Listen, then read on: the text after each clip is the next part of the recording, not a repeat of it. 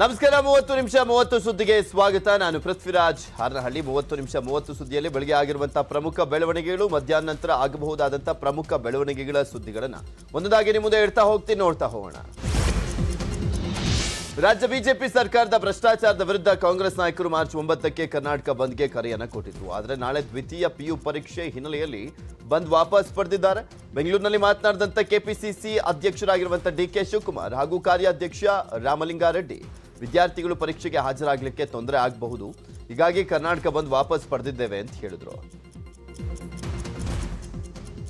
ನಾಳೆ ಏನು ನಾನು 2 ಗಂಟೆ ಬಂದ್ ಕೇಳಿದ್ದೀನಿ. ಈಗೂ ನಾನು ಮನವಿ ಮಾಡ್ಕೊಳ್ತಾ ಇದ್ದೀನಿ, ಯಾವ ಶಾಲಾ ಮಕ್ಕಳಿಗೆ, ಯಾರಿಗೆ, ಸಾರ್ವಜನಿಕರಿಗೆ ಯಾರಿಗೂ ತೊಂದರೆ ಕೊಡೋಕ್ಕೆ ಇಷ್ಟ ಇಲ್ಲ.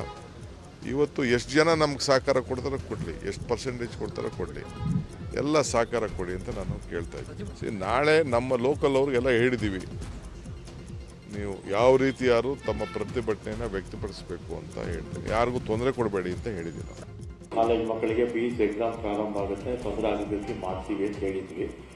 ಆಮೇಲೆ ಎಲ್ಲ ಇನ್ಸ್ಟಿಟ್ಯೂಷನ್ಸು, ಎಲ್ಲ ಎಜುಕೇಷನ್ ಇನ್ಸ್ಟಿಟ್ಯೂಷನ್ಸ್ ಎಲ್ಲ ಶಿವಕುಮಾರ್ ಅವರಿಗೆ, ಸಿದ್ದರಾಮಯ್ಯ ಅವರಿಗೆಲ್ಲ ಫೋನ್ ಮಾಡಿ ಈ ಥರ ತೊಂದರೆ ಆಗುತ್ತೆ, ಬೇಡ ಅಂತ ಕೇಳ್ಕೊಂಡ್ರಂತೆ. ಅದಕ್ಕೆ ಅದನ್ನು ಕಾಲ್ ಆಫ್ ಮಾಡಿದ್ದೀವಿ ಅಂತ ಹೇಳಿ ಅಂತ ನನಗೆ ಹೇಳಿದ್ದಾರೆ. ಈ ತಕ್ಷಣಕ್ಕೆ ಇವತ್ತಿಗೆ ಏನು ಬಂದ್ ಕರೆ ಕೊಟ್ಟಿದ್ದೀವೋ ಅದನ್ನು ವಿತ್ಡ್ರಾ ಮಾಡ್ಕೊಂಡಿದ್ದೀವಿ. ಬೇರೆ ಯಾವ ರೀತಿ ಮಾಡಬೇಕು ಅಂತ ಆಮೇಲೆ ತೀರ್ಮಾನ ತಗೊಳ್ತೀವಿ. ನಾಳೆ ಎಕ್ಸಾಮ್. ಡಿಕೆಶಿ ಕರೆ ನೀಡಿದ್ದಂಥ ಕರ್ನಾಟಕ ಬಂದ್ಗೆ ಕಾಂಗ್ರೆಸ್ ಹಿರಿಯ ನಾಯಕರು ಬೇಸರವನ್ನು ವ್ಯಕ್ತಪಡಿಸಿದ್ದಾರಂತೆ. ಡಿಕೆಶಿ ಹೊರತಾಗಿ ಯಾರೂ ಕೂಡ ಪ್ರತಿಕ್ರಿಯೆ ಕೊಟ್ಟಿರಲಿಲ್ಲ. PUC ಪರೀಕ್ಷೆ ವೇಳೆ ಬಂದ್ಗೆ ಕರೆಯನ್ನ ನೀಡಿದ್ದು ಸರಿಯಲ್ಲ, ಕಾಂಗ್ರೆಸ್ ನಡೆ ಟೀಕೆಗೆ ಗುರಿಯಾಗುತ್ತೆ ಅಂತ ಹಿರಿಯರು ಸಲಹೆ ಮೇರೆಗೆ ಮಾಹಿತಿಯನ್ನು ಕೊಟ್ಟಿದ್ದಂಥ ಹಿನ್ನೆಲೆಯಲ್ಲಿ ಈಗ ಬಂದ್ ವಾಪಸ್ಗೆ ಕಾಂಗ್ರೆಸ್ ನಿರ್ಧಾರವನ್ನು ಮಾಡಿತು. ಮಾಡಾಳ್ ವಿರೂಪಾಕ್ಷಪ್ಪಗೆ ಹೈಕೋರ್ಟ್ನಿಂದ ಮಧ್ಯಂತರ ಜಾಮೀನು ಸಿಕ್ಕಿದೆ. ಆದ್ದರಿಂದ ಚನ್ನಗಿರಿಯ ತಮ್ಮ ನಿವಾಸದಲ್ಲಿ ಮಾಡಾಳ್ ಫುಲ್ ರಿಲ್ಯಾಕ್ಸ್ ಮೂಡ್ನಲ್ಲಿದ್ದಾರೆ. ನಾಳೆ ಮಾಡಾಳ್ ಬೆಂಗಳೂರಿಗೆ ಬಂದು ಲೋಕಾಯುಕ್ತ ವಿಚಾರಣೆಗೆ ಹಾಜರಾಗುವಂತ ಸಾಧ್ಯತೆ ಇದೆ ಅಂತ ಹೇಳಲಾಗ್ತಾ ಇರುವಂಥದ್ದು. ಬಿಕಾಸ್ 48 ಗಂಟೆ ಒಳಗೆ ಅವರು ಹಾಜರಾಗಲೇಬೇಕು, ಹಾಜರಾಗ್ತೀನಿ ಅಂತಲೂ ಕೂಡ ಹೇಳಿದರು, ಇನ್ನು ಬಂದಿಲ್ಲ. ಮಾಡಾಳ್ಗೆ ಮಧ್ಯಂತರ ಜಾಮೀನು ಸಿಗ್ತಾ ಇದ್ದಂತೆ ಬೆಂಗಳೂರು ವಕೀಲರ ಸಂಘ ಆಕ್ಷೇಪವನ್ನು ವ್ಯಕ್ತಪಡಿಸಿದೆ. ಈ ಬಗ್ಗೆ ಮಾತನಾಡಿರುವಂತಹ ಹಿರಿಯ ನ್ಯಾಯವಾದಿ ಡಾಕ್ಟರ್ CS ದ್ವಾರಕನಾಥ್, ಜನಸಾಮಾನ್ಯರಿಗೆ ಒಂದು ನ್ಯಾಯ, ಉಳ್ಳವರಿಗೆ ಇನ್ನೊಂದು ನ್ಯಾಯ ಅಂತ ಕಿಡಿಕಾರಿದ್ರು. ಕಾನ್ಸ್ಟಿಟ್ಯೂಷನ್ ಏನ್ ಹೇಳುತ್ತೆ, ಎಲ್ರಿಗೂ ಸಮಾನ ಅವಕಾಶ, ಎಲ್ರಿಗೂ ಸಮಾನವಾದಂತಹ ಇದನ್ನು ಕೊಡಬೇಕು ಅನ್ನೋದನ್ನ ಹೇಳುತ್ತೆ. ಜಸ್ಟಿಸ್ ಮುಂದೆನೆ ಒಬ್ಬರು ಅಸಮಾನರು, ಇನ್ನೊಬ್ಬರು ಸಮಾನರು ಇದ್ದಾರೆ ಅಂದ್ರೆ ಏನರ್ಥ? ಈಗ ಅನೇಕ ಜನ ಕಡು ಬಡವರು ಅವರು ತಪ್ಪೇ ಮಾಡಿರಲ್ಲ, ಅವರು ನಿರ್ದೋಷಿಗಳಾಗಿರ್ತಾರೆ ಅಂತ ಅವರು ಕೋರ್ಟಲ್ಲಿ ಕೇಸ್ ಹಾಕೊಂಡಿದ್ದೆ, ಒಂದು ಆಂಟಿಸಿಪೇಟರಿ ಬೇಲ್ ಮೂವ್ ಮಾಡಿದ್ರೆ 1 ತಿಂಗಳು, ಒಂದು ತಾಯಿ ಮಗು ಬೇರ್ಪಡಿಸಿದಂತಹ ಒಂದು ಕೇಸಲ್ಲಿ, ನಾನೇ ಒಂದು ಅಲೆಮಾರಿಗಳ ಕೇಸಲ್ಲಿ 1 ತಿಂಗಳು ಅಲದಾಡಿದ್ದೆ. ಮಾಡಾಳ್ಗೆ ಮಧ್ಯಂತರ ಜಾಮೀನು ಸಿಕ್ಕಿರೋದಕ್ಕೆ DK ಶಿವಕುಮಾರ್ ಅಸಮಾಧಾನವನ್ನು ಹೊರಹಾಕಿದ್ದಾರೆ. ನನಗೆ ಆಶ್ಚರ್ಯ ಆಗಿದೆ, ಅವರ ಪಕ್ಷದ ಸಿದ್ಧಾಂತ ಏನು, ಕೋರ್ಟ್ ವಿಚಾರಕ್ಕೆ ನಾನು ಬಾಯಿ ಹಾಕಲ್ಲ, ಕೋರ್ಟ್ಗೆ ಲೆಕ್ಕಾಚಾರ ಇರುತ್ತೆ ಅಂತ ಹೇಳಿದ್ರು. ನಮಗೆಲ್ಲ ಆಶ್ಚರ್ಯ ಆಗಿದೆ. ಇವತ್ತು ಏನು ಅವರ ಪಕ್ಷದ ಏನು ಸಿದ್ಧಾಂತ ಇದೆಯಲ್ಲ, ಅವ್ರ ಪಕ್ಷ ಮಾತಾಡ್ತಾ ಇರೋದು, ಯಡಿಯೂರಪ್ಪನವರು ಹೇಳ್ತಾ ಇರೋಂಥ ಕೆಲವು ವಿಚಾರಗಳು ಕೋರ್ಟ್ ಯಾವ ಲೆಕ್ಕಾಚಾರದಲ್ಲಿ ಹೇಳಿದೆ. ಕೋರ್ಟ್ ಅವರು ಭಾಳ ಬುದ್ಧಿವಂತಿಕೆಯಿಂದ ಏನಾದ್ರು ಒಂದು ತೀರ್ಮಾನಗಳು ಮಾಡಿರ್ತಾರೆ. ಸರೆಂಡರ್ ಆಗಲಿ ಅಂತ ಹೇಳ್ಬೋದು, ತಪ್ಪಿಸ್ಕೊಂಡಿರೋ ಬದಲು ಫಸ್ಟ್ ಸರೆಂಡರ್ ಆಗಲಿ ಅಂತ ಹೇಳ್ಬೋದು. ನಾನು ಹಿಂದೆ ಯಾವುದೋ ಡೆಲ್ಲಿ ಕೇಸ್ ನೋಡಿದ್ದೀನಿ. ಕೋರ್ಟ್ ಅವರು ಅವರ ಬುದ್ಧಿವಂತಿಕೆಯಿಂದ ಏನೇನು ಮಾಡಿರ್ತಾರೋ ನಾನು ಅದ್ರ ಬಗ್ಗೆ ಕ್ವಶನ್ ಮಾಡ್ತೀನಿ. ಮಾಡಾಳ್ ವಿರೂಪಾಕ್ಷಪ್ಪ ಮೇಲೆ H ವಿಶ್ವನಾಥ್ ವಾಗ್ದಾಳಿಯನ್ನು ನಡೆಸಿದ್ರು. ಮಾಡಾಳ್ ಬಂದು CM ಕೈಗೆ ರಾಜೀನಾಮೆ ಕೊಟ್ಟು ಹೋಗ್ತಾರೆ, ಆದರೆ ಪೊಲೀಸರ ಕೈಗೆ ಸಿಗೋದಿಲ್ಲ.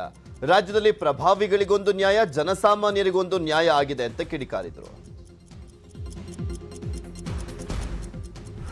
ಒಬ್ಬ MLA ಮನೆಯಲ್ಲಿ ಇಷ್ಟೊಂದು ಹಣ ಸಿಗ್ತದೆ ಅಂತಂದ್ರೆ ಯಾವ ಪರಿ BJP ಶಾಸಕರ ಮನೆಯಲ್ಲಿ ಮಜಾ ಅಂತ ಅಂದ್ರೆ, ಅವ್ರು ಮಾಡಾಡಲಿದ್ದಾರೆ, ನಮ್ಮ ಪೊಲೀಸರು ಬೆಂಗಳೂರು ಹುಡುಕ್ತವ್ರು.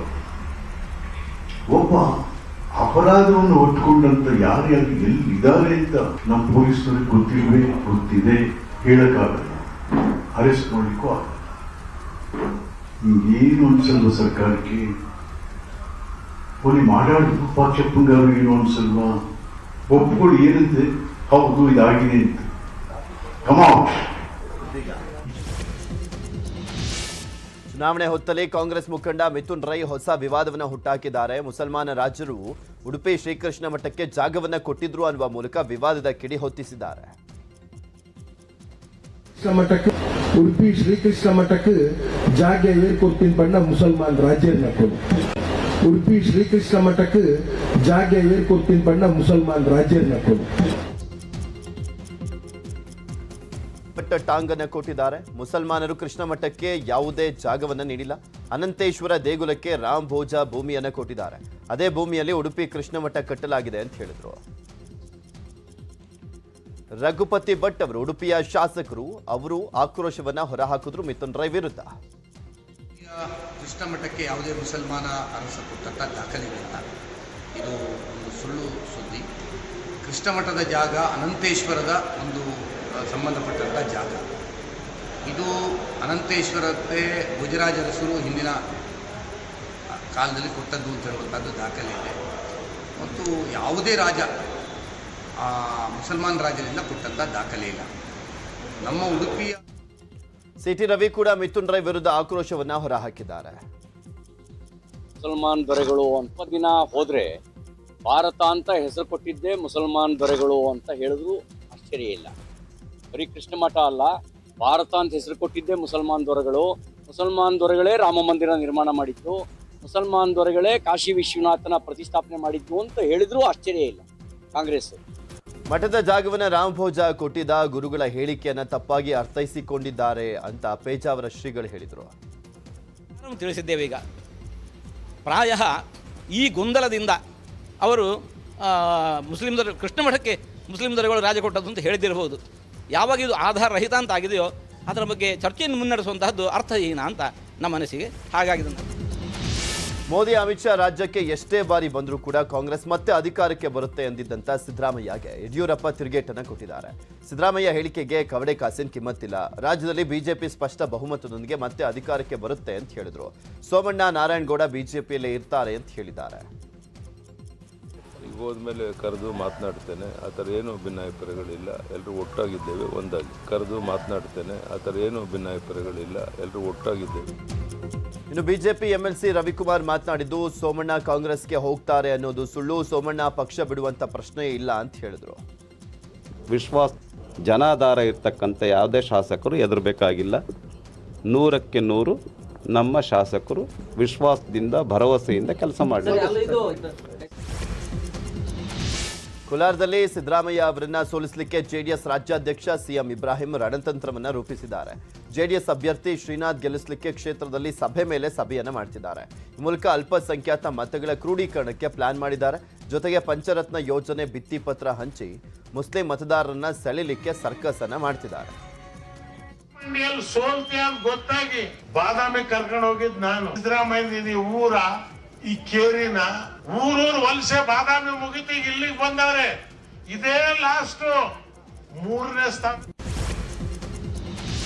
ಬಿಜೆಪಿ ವಿಜಯ ಸಂಕಲ್ಪ ಯಾತ್ರೆಗೆ ಅಭೂತಪೂರ್ವ ಬೆಂಬಲ ಸಿಗ್ತಾ ಇದೆ. ಈ ಬಾರಿ ರಾಜ್ಯದಲ್ಲಿ ಬಿಜೆಪಿ ಅಧಿಕಾರಕ್ಕೆ ಬರೋದು ನಿಶ್ಚಿತ ಅಂತ ಬೆಳಗಾವಿಯಲ್ಲಿ ಬಿಜೆಪಿ ರಾಷ್ಟ್ರೀಯ ಪ್ರಧಾನ ಕಾರ್ಯದರ್ಶಿ ಸಿಟಿ ರವಿ ಹೇಳಿದ್ರು. ಕಾಂಗ್ರೆಸ್ನವರು ಸೋಲು ಖಚಿತ ಅಂತ ಗೊತ್ತಾದ ಬಳಿಕ ಬಾಯಿಗೆ ಬಂದ ಹಾಗೆ ಮಾತನಾಡ್ತಾ ಇದ್ದಾರೆ ಅಂತ ಕಿಡಿಕಾರಿದ್ರು.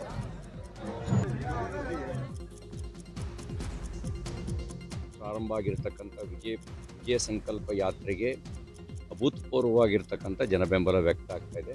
ಕಾಂಗ್ರೆಸ್ನವರು ಏನು ಟವಲ್ ಹಾಕೊಂಡು ಕೂತಿದ್ರು ಮುಖ್ಯಮಂತ್ರಿ ಕುರ್ಚಿ ಮೇಲೆ, ಅವ್ರಿಗೆಲ್ರಿಗೂ ನಮ್ಮ ಸೋಲು ಖಚಿತ ಅಂಥೇಳಿ ಗ್ಯಾರಂಟಿಯಾಗಿ ಹಾಸನದಲ್ಲಿ ಕೆಲ ಕಾಮಗಾರಿಗಳಿಗೆ ಈಗಾಗಲೇ ಅಡಿಗಲ್ಲು ಹಾಕಲಾಗಿದೆ. ಆದರೆ ಬಿಜೆಪಿ ಮತ್ತೆ ಅಡಿಗಲ್ಲು ಹಾಕೋಕೆ ಹೊರಟಿದ್ದಾರೆ ಅಂತ ಮಾಜಿ ಸಚಿವ ಎಚ್ ಡಿ ರೇವಣ್ಣ ಕಿಡಿಕಾರಿದ್ದಾರೆ. ವಿಮಾನ ನಿಲ್ದಾಣಕ್ಕೆ ಮಾಜಿ ಪ್ರಧಾನಿ ದೇವೇಗೌಡರು ಅಡಿಗಲ್ಲನ್ನ ಹಾಕಿದ್ರು. ಕಾಮಗಾರಿ ಪ್ರಾರಂಭವಾಗಿ 10 ತಿಂಗಳಾಗಿದೆ. ಈಗ ಮತ್ತೆ ಅಡಿಗಲ್ಲು ಹಾಕೋಕೆ ಹೊರಟಿದ್ದಾರೆ. ಈ ಬಿಜೆಪಿಯವರಿಗೆ ಮಾನ ಮರ್ಯಾದೆ ಇಲ್ಲ ಅಂತ ಆಕ್ರೋಶವನ್ನು ವ್ಯಕ್ತಪಡಿಸಿದ್ದಾರೆ. ವಿಧಾನಸಭೆ ಚುನಾವಣೆ ಹತ್ತಿರವಾಗ್ತಾ ಇದ್ದಂತೆ ಆಣೆ ಪ್ರಮಾಣ ಪಾಲಿಟಿಕ್ಸ್ ಶುರುವಾಗಿದೆ. ಬ್ಯಾಟರಾಯನ್ಪುರದ ಬಿಜೆಪಿ ಟಿಕೆಟ್ ಆಕಾಂಕ್ಷಿಗಳು ಆಣೆ ಪ್ರಮಾಣವನ್ನು ಮಾಡಿದ್ದಾರೆ. ಬಿಜೆಪಿಯಿಂದ ಯಾರಿಗೆ ಟಿಕೆಟ್ ಕೊಟ್ಟರೂ ಕೂಡ ಒಟ್ಟಾಗಿ ಕೆಲಸ ಮಾಡಿ ಅಭ್ಯರ್ಥಿಯನ್ನ ಗೆಲ್ಲಿಸ್ತೇವೆ ಅಂತ ಸಂಸದ ಸದಾನಂದಗೌಡ, ಶಾಸಕ SR ವಿಶ್ವನಾಥ್ ಸಮ್ಮುಖದಲ್ಲಿ ಬಿಜೆಪಿ ಮುಖಂಡರು ಒಗ್ಗಟ್ಟಿನ ಪ್ರದರ್ಶನವನ್ನು ಮಾಡಿದ್ದಾರೆ.